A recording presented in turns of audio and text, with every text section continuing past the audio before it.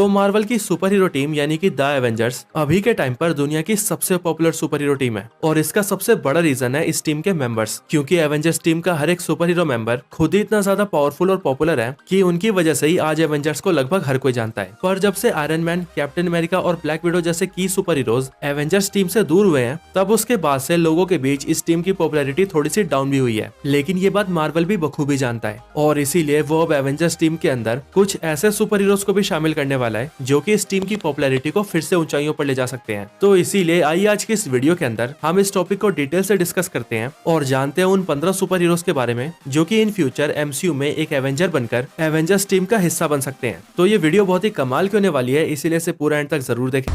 Number 15 नोवा। तो Marvel universe के अंदर नोवा एक सुपर हीरो टाइटल है जिसे कॉमिक्स में अब तक 2 सुपर हीरोज अपना चुके हैं, जिनमें से एक है सैम अलेक्जेंडर और दूसरा है रिचर्ड राइडर। सैम अलेक्जेंडर और रिचर्ड राइडर दोनों ही टीनेज सुपर हीरोज हैं जिनके ऊपर बहुत ही कम एज में एक सुपर हीरो बनने की जिम्मेदारी आ जाती है। नोवा जेंडार के नोवा कॉर्प्स का इलाइट वॉरियर है और अगर बात करें नोवा की पावर्स की तो नोवा के पास super human strength, durability, super stamina और एडवांस हीलिंग फैक्टर के साथ साथ एनर्जी जनरेशन की पावर्स भी है। नोवा पावरफुल शील्ड्स और फोर्स फील्ड क्रिएट कर सकता है, फ्लाई कर सकता है और तो और अपने नोवा फोर्स एबिलिटी की मदद से स्पेस में हाइपर स्पेस पोर्टल्स भी क्रिएट कर सकता है। एमसीयू के अंदर नोवा के ऊपर एक डिज्नी प्लस सीरीज आने वाली है जिसके अंदर पहले तो हमें नोवा की ओरिजिन दिखाई जाएगी और फिर उसके बाद ये सुपर हीरो हमें एवेंजर्स टीम के अंदर भी दिखेगा।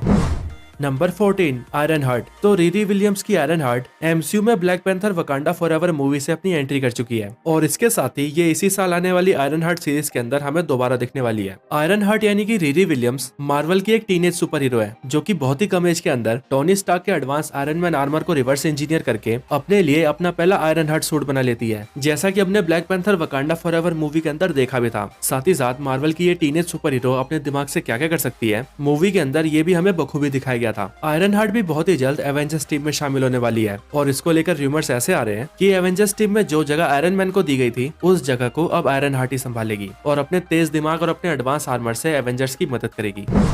Number 13 Kate Bishop. Katherine Elizabeth Bishop यानी कि केट बिशॉप मार्वल की वो सुपर हीरो है जो कि एमसीयू के अंदर हॉकाई की लेगेसी को कंटिन्यू करेगी। केट बिशॉप एक नॉर्मल सी टीनेजर गर्ल है जो कि द एवेंजर्स के चित्तौरी इन्वेजन के दौरान हॉकाई को सिर्फ बो और एरो से चित्तौरी आर्मी का सामना करते हुए देख लेती है, जिसके बाद वो हॉकाई से बहुत ज्यादा इंस्पायर हो जाती है और खुद भी उसकी तरह बनने की कोशिश करती है और आगे चलकर जब हॉकाई खुद उसका मेंटोर बनता है तब वो बो और एरो में प्रॉपर्ली ट्रेंड हो जाती है। हॉकाई की सीरीज के अंदर हमें केट बिशॉप की ओरिजिन को साफ दिखाया जा चुका है और इसीलिए अब बारी है उसके द एवेंजर्स टीम में दिखने की, जो कि एमसीयू के अंदर बहुत ही जल्दी हो सकता है। नंबर 12 शैंग-ची। तो शैंग-ची एमसीयू का एक काफी नया सुपर हीरो है जिसने अपना डेब्यू साल 2021 में आई Shang-Chi and the legends of ten rings movie से किया है। Shang-Chi hand to hand combats और मार्शल आर्ट्स में बहुत ज्यादा ट्रेंड है, बल्कि शैंग-ची की फाइटिंग स्किल्स तो इतनी ज्यादा है कि करंटली एमसीयू में ऐसा कोई भी नहीं है जो कि शैंग-ची को हैंड टू हैंड फाइट्स में हरा सके। इसके साथ ही शैंग-ची के पास अब उसके फादर के दिए हुए 10 रिंग्स भी है और जब तक ये 10 रिंग्स शैंग-ची के पास रहेंगे तब तक किसी के लिए भी शैंग-ची को हरा पाना बहुत ही ज्यादा मुश्किल होगा। शैंग-ची कितना ज्यादा पावरफुल और ऑसम है ये तो हम सब ने उसकी सोलो मूवी के अंदर देख ही लिया है और इसीलिए हम सभी ये बखूबी जानते हैं कि अब जब शैंग-ची एवेंजर्स टीम का हिस्सा बनेगा तब वो एमसीयू में और भी कई बड़े कमाल करेगा।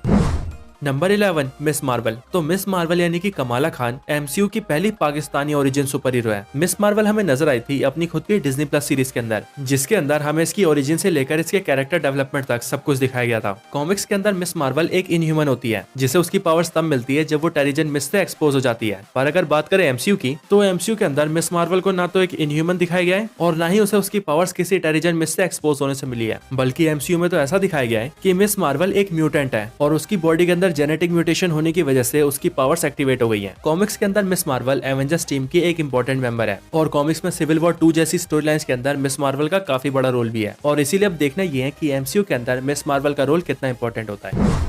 Number 10 black night. तो वैसे तो एमसीयू की द इटर्नल्स मूवी के अंदर ब्लैक नाइट को as a Dane Whitman introduce किया जा चुका है, लेकिन क्योंकि अभी तक एमसीयू में उसने एबोनी ब्लेड को नहीं उठाया है इसीलिए एमसीयू में हमें अभी तक उसकी ब्लैक नाइट फॉर्म भी नहीं दिखी है। पर ऐसा हो सकता है कि आने वाली ब्लेड मूवी के अंदर डेन विटमैन अपनी एबोनी ब्लेड को उठाए और ब्लैक नाइट बनकर अपने प्रॉपर सुपर हीरो फॉर्म में आए। ब्लैक नाइट बेसिकली एक लेगेसी है और इस लेगेसी को मार्वल कॉमिक्स में कई कैरेक्टर्स ने अपनाया है। मार्वल कॉमिक्स में पहला ब्लैक नाइट होता है सर पर्सी ऑफ स्कैंडिया, जिसके बाद अगला ब्लैक नाइट बनता है नेथन गैरेट और फिर जाकर तीसरा ब्लैक नाइट होता है डेन विटमैन। ब्लैक नाइट की एबोनी ब्लेड एक कर्स स्वॉर्ड है, यानी कि इस पर एक ऐसा श्राप लगा है जिसकी वजह से जो भी एबोनी ब्लेड को उठाकर ब्लैक नाइट बनेगा उसका दिमाग धीरे धीरे करप्ट होता जाएगा और वो अच्छाई से बुराई के रास्ते पर आ जाएगा। और इसीलिए अब देखना ये है कि अपने इस अच्छे और बुरे नेचर की वजह से ब्लैक नाइट को एवेंजर्स में कब शामिल किया जाता है। Number 9 Hercules. तो हरकुलिस ओलंपियन गॉड्स के किंग ज़ीउस का बेटा है और ये खुद भी सबसे स्ट्रॉन्ग ओलंपियन गॉड है, यानी कि फिजिकल स्ट्रेंथ के मामले में कोई भी ओलंपियन गॉड इसकी बराबरी नहीं कर सकता सिवाय इसके फादर ज़ीउस के। हरकुलिस को एमसीयू के अंदर अभी हाल ही में इंट्रोड्यूस किया गया है और इसकी पहली झलक हमें मिली थी Thor love and thunder movie के पोस्ट क्रेडिट सीन के अंदर। कॉमिक्स के अंदर जब हरकुलिस को पहली बार इंट्रोड्यूस किया जाता है तब उसे थॉर के विलन के रूप में देखा जाता है और वो थॉर से कई बार फाइट भी करता है और इसीलिए एमसीयू के अंदर भी अभी के सिनेरियो को देखकर यही लग रहा है कि हरकुलिस के अगले अपीयरेंस के साथ उसकी फाइट थॉर से हो सकती है। लेकिन फिर जैसे कॉमिक्स में आगे चलकर हरकुलिस एवेंजर्स का एक इंपॉर्टेंट मेंबर बनता है, ठीक वैसे ही एमसीयू में भी हरकुलिस आगे चलकर एवेंजर्स का ही साथ देगा और हर बड़े खतरे से लड़ने में एवेंजर्स की मदद करेगा। Number 8 she Hulk. तो शी हल्क मार्वल कॉमिक्स में तो बहुत पॉपुलर है, लेकिन अगर बात की जाए एमसीयू की तो एमसीयू में जिस तरह से शी हल्क को उसकी सीरीज में पोर्ट्रे किया गया है उसे देखने के बाद मार्वल फैंस शी हल्क से बहुत नाराज हैं। यहाँ तक कि शी हल्क की पूरी सीरीज को भी लोगों ने सबसे कम पसंद किया है। लेकिन शी हल्क की सीरीज में उसका एग्जीक्यूशन जैसा भी हो, पर जैसे ही शी हल्क को एवेंजर्स के साथ दिखाया जाएगा वैसे ही शी हल्क सबको वापस से पसंद आने लगेगी। कॉमिक्स के अंदर शी हल्क कई बड़े इवेंट्स में एवेंजर्स का साथ दे चुकी है और कॉमिक्स में जब हल्क इल्यूमिनाटी से बदला लेने अर्थ पर आता है तब उस दौरान भी शी हल्क अपने भाई के अपोजिट होकर एवेंजर्स का ही साथ देती है और हल्क को रोकने की कोशिश करती है। Number 7 Yelena Belova. Yelena Belova MCU की अगली ब्लैक विडो है जो कि ठीक अपनी बहन नताशा की तरह एवेंजर्स का साथ देगी। येलिना एमसीयू में सबसे पहले दिखी थी ब्लैक विडो मूवी के अंदर, जहां पर ही हमें पता लगा था कि येलिना बेलोवा और कोई नहीं बल्कि नताशा रोमानोफ की सौतेली बहन है। येलिना को भी ब्लैक विडो प्रोग्राम के अंडर ही ट्रेनिंग दी गई है, इसीलिए येलिना भी हर वो फाइटिंग टेक्निक जानती है जो कि उसकी बहन नताशा जानती थी और इसी वजह से अब नताशा के ना रहने पर भी येलिना आराम से उसकी जगह ले सकती है। Number 6 Adam warlock. तो एडम वॉरलॉक के एमसीयू में आने का हिंट हम सबको गार्डियंस ऑफ द गैलेक्सी के सेकंड मूवी के अंदर ही मिल गया था और अब तो guardians of the Galaxy volume 3 के ट्रेलर के अंदर एडम वॉरलॉक को दिखाने के बाद से ही इस बात को बिल्कुल कंफर्म भी कर दिया गया है कि एडम वॉरलॉक अब बहुत ही जल्द एमसीयू को ज्वाइन करने वाला है। एडम वॉरलॉक मार्वल का एक बहुत ही पावरफुल सुपर हीरो है और ये मार्वल कॉमिक्स में फर्स्ट टाइम अपीयर हुआ था 1967 में आई फैंटास्टिक फोर सीरीज के इशू 66 के अंदर। कॉमिक्स में तो एडम वॉरलॉक को कुछ साइंटिस्ट का एक ग्रुप क्रिएट करता है ताकि वो सभी एडम वॉरलॉक के जरिए पूरी दुनिया पर राज कर सके। लेकिन जहां तक बात करें एमसीयू की तो एमसीयू के अब तक दिखाए हुए सीन्स को देखकर यही लग रहा है कि मार्वल सिनेमैटिक यूनिवर्स के अंदर एडम वॉरलॉक की ओरिजिन को चेंज किया जाएगा और हमें इसकी एक ऐसी ओरिजिन को दिखाया जाएगा जो कि सोवरेंस और हाई इवोल्यूशनरी से कनेक्टेड होगी। इसके साथ ही जहां कॉमिक्स में इसके सर पे इन्फिनिटी स्टोन होता है वहीं एमसीयू के अंदर इसके सर से इन्फिनिटी स्टोन को भी रिप्लेस किया जाएगा और इन्हीं सब रीजंस की वजह से ये बता पाना काफी मुश्किल है कि एडम वॉरलॉक को एमसीयू में कितना पावरफुल दिखाया जाएगा। बट हाँ, एक बात जो कि बिल्कुल पक्की है कि एडम वॉरलॉक भी अब बहुत ही जल्द एवेंजर्स टीम में शामिल होने वाला है। Number 5 blade. तो मार्वल का वैम्पायर हंटर अब बहुत ही जल्द अपनी सोलो मूवी से एमसीयू में अपनी एंट्री लेने वाला है। ब्लेड वैम्पायर्स का दुश्मन है जो कि वैम्पायर्स को देखते ही उन्हें काट पीट देता है। मार्वल सिनेमैटिक यूनिवर्स के अंदर वैम्पायर्स पहले से एग्जिस्ट करते हैं और इसका हिंट हमें थॉर रैग्नारोक में और लोकी सीरीज में भी दिया जा चुका है और ये बात तो हर मार्वल फैन बखूबी जानता है कि जहाँ पर वैम्पायर्स हो वहाँ पर ब्लेड का दिखना तो कंफर्म ही है। ब्लेड एक half human half vampire hybrid है और इसका रीजन भी एक वैम्पायर ही है, क्योंकि जब ब्लेड पैदा होने वाला था तभी उसकी मदर को एक वैम्पायर काट लेता है, जिसके बाद ब्लेड की मदर की तो मौत हो जाती है पर उस वैम्पायर के काटने की वजह से ब्लेड वैम्पायर से इम्यून हो जाता है और बचपन से ही वैम्पायर्स के काटने का ब्लेड के ऊपर कोई असर नहीं होता है। और फिर जैसे ही ब्लेड को उसकी मदर की मौत का रीजन पता लगता है वैसे ही वो निकल जाता है दुनिया के सारे वैम्पायर्स का खात्मा करने। Number 4 moon night. तो मून नाइट यानी कि मार्क स्पेक्टर या फिर स्टीवन ग्रांट या फिर जेक लॉकली, आप जो भी इसे कहें, वो मार्वल के सबसे इंटरेस्टिंग कैरेक्टर्स में से एक है, क्योंकि ये मार्वल का एक ऐसा सुपर हीरो है जिसके अंदर एक नहीं बल्कि 4-5 पर्सनैलिटीज है और वो पर्सनैलिटीज टाइम और सिचुएशन के हिसाब से बाहर आती है। मून नाइट मून गॉड खोनशू का अवतार भी है, इसीलिए उसके अंदर एक गॉड जैसी पावर्स है और मून नाइट अपनी इन पावर्स के साथ क्या क्या कर सकता है ये हम सभी ने मून नाइट की सीरीज के अंदर साफ देख रखा है और इसीलिए मून नाइट की ओरिजिन और उसकी पावर्स को साफ दिखाने के बाद मार्वल इसे एवेंजर्स टीम में भी दिखाने वाला है, जहाँ पर ये के साथ मिलकर कैंग द कॉन्करर का सामना कर सकता है।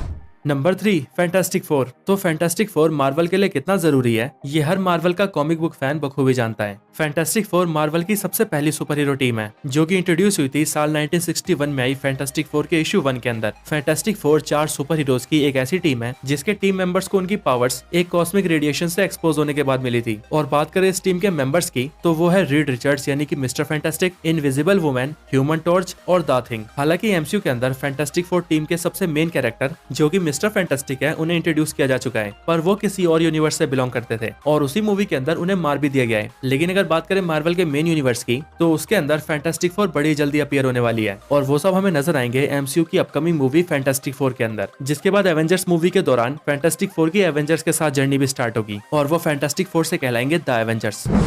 Number 2, Ghost Rider. तो घोस्ट राइडर मार्वल के सबसे ओवर पावर कैरेक्टर्स में से एक है, क्योंकि कॉमिक्स में इसकी पावर्स हल्क से भी ज्यादा बताई गई है और मार्वल कॉमिक्स के अंदर ये हल्क और मेफिस्टो जैसे कई कैरेक्टर्स को हरा चुका है और अब ये पावरफुल कैरेक्टर भी हमें बहुत ही जल्द एमसीयू में दिखने वाला है, जहां पर ये एवेंजर्स टीम के साथ साथ मिडनाइट सन्स टीम का भी मेंबर होगा। घोस्ट राइडर एक ऐसा कैरेक्टर है जो कि एक पावरफुल डीमन जेराथोस और एक ह्यूमन जिसका नाम जॉनी ब्लेज है उनके कंबाइन होने से बना है, पर एक ह्यूमन होस्ट होते हुए भी घोस्ट राइडर इतना ज्यादा पावरफुल है कि उसे खत्म कर पाना या फिर मार पाना नियर इम्पॉसिबल है, यानी कि घोस्ट राइडर नियर इमॉर्टल है।